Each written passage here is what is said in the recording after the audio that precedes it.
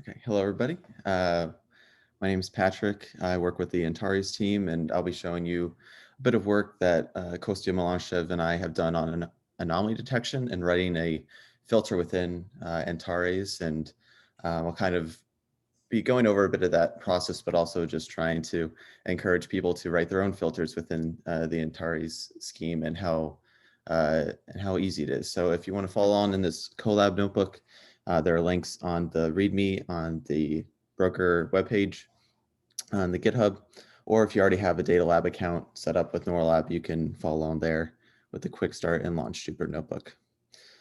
So as we've already seen, just general kind of installing with packages. Antares has its own client that processes these Antares alerts. It's pip installable, and just some other imports here.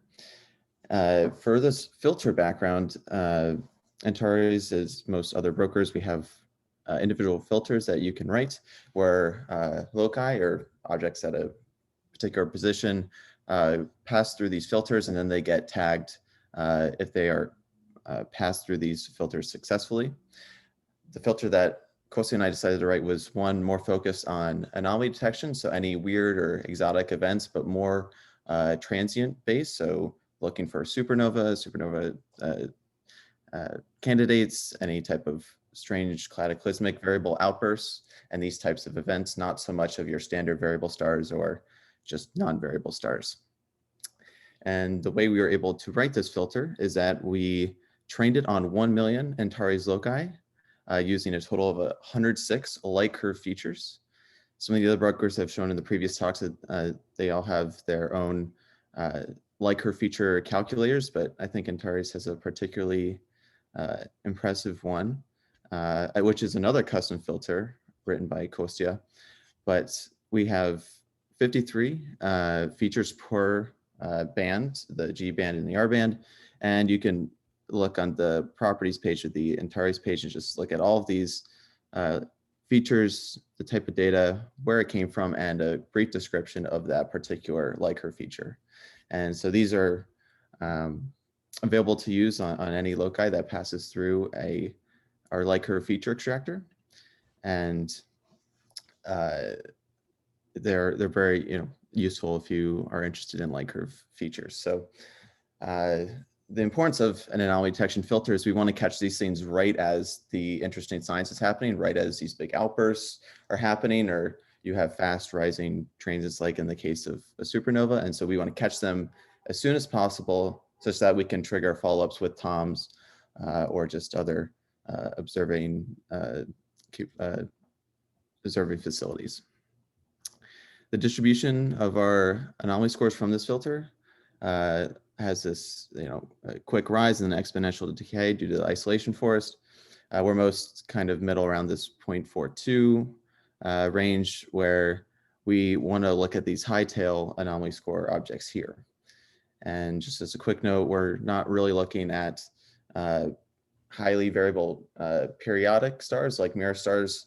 Again, we want to find those more unique outbursts. So in terms of searching for these anomalous or outlier loci, now that we have the filter in place, is that we can use the Antares Elastic Search Query to search for the particular tag that is associated with the filter. You can do this with any of the filters on Antares with their particular tag, but in this case, we're looking at this anomaly detection one. And because it's a new filter, we only have a few 24 objects or loci so far that have successfully passed through this filter and been tagged here. And so you can recover all of them very quickly. This Elastic Search Query, you can recover up to 10,000 alerts at a time per individual tag. And if you want more, you can contact the Antares team for that. With the all of these individual loci, you can then get the requisite locus just based off that ID. And because maybe the Antares ID isn't as useful to you, you can find the equivalent ZTF ID here just by simple locus.properties and find it here. Antares has a nice feature where you can use the web page and look up with the ZTF object ID, and you can find the corresponding Antares ID as well as the ZTF ID for that particular locus. And if you were to click on this link here, it would bring you to the object page where you'd see the light curve, all of the tags and the different cross-match catalogs for that particular object. For the, in the case of this particular locus we're going to look at, you can print out the tags to all these filters that have been associated with this particular object. So we can see that there's this picked up by the anomaly detection filter, but also some other custom filters like potential transient, extragalactic, which is good considering this is an extragalactic talk. And just by looking at the properties, you can see the properties that have been associated with these filters. So it has an anomaly score and all of these features, which you can use or not use, but all this data is right at your fingertips if you feel the need to use it. Okay, so now what does a light curve of an anomalous object look like? So it's very simple. You can just dot light curve, and you can recover all the upper limits as well as the actual observations from this locus of the alerts, and plotting them, we can see that there are a lot of upper limits up until a certain point, and then all of a sudden you get an observation which quickly rose about 2 magnitudes in the G band in 10 days, and it's quickly slowly started to fade. And so that might trigger you to say, hey, this looks kind of maybe like a supernova. This might be interesting. And if you can catch this early enough, I should note that this algorithm picked it out when we had about, I think eight or 10 total observations. And so you can catch these pretty early.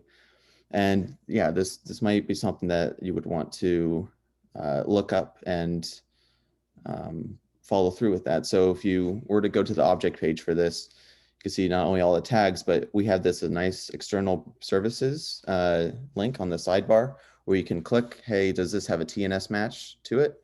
And in fact, this one does, and it was picked out by the LSSTC stamp classifier as a supernova candidate. And I would think of the 24 objects so far that it's identified, half of them are supernova candidates, and the others are an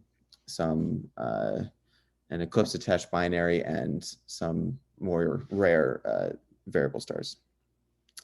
And I think we're going to hear from a talk very briefly about how to use Antares for Tom Toolkit observations. And so this would be an easy object. You could just go through the process and request a follow-up if that interests you. Thank you, Nick. As for an object that has a low anomaly score, you could find that as well. This one is for anomaly score 0.4, so something that's right in the thick of all of the anomaly score distributions. And this is just your standard, non-variable star. Not interesting to someone like me who doesn't study these things, but it might, could be interesting to you. But this, in general, the higher the anomaly score, the more wild or crazy some of these light curves are going to be. And yeah, if you want to make your own filter, the Antares team is really encouraging that anybody who wants to make a filter can. And on the Antares website, it's just under filters. You can add a new filter, write your own filter name, your brief description, and we have our own Antares development kit where you can help write your own filter code, as well as some good documentation that you can follow as well.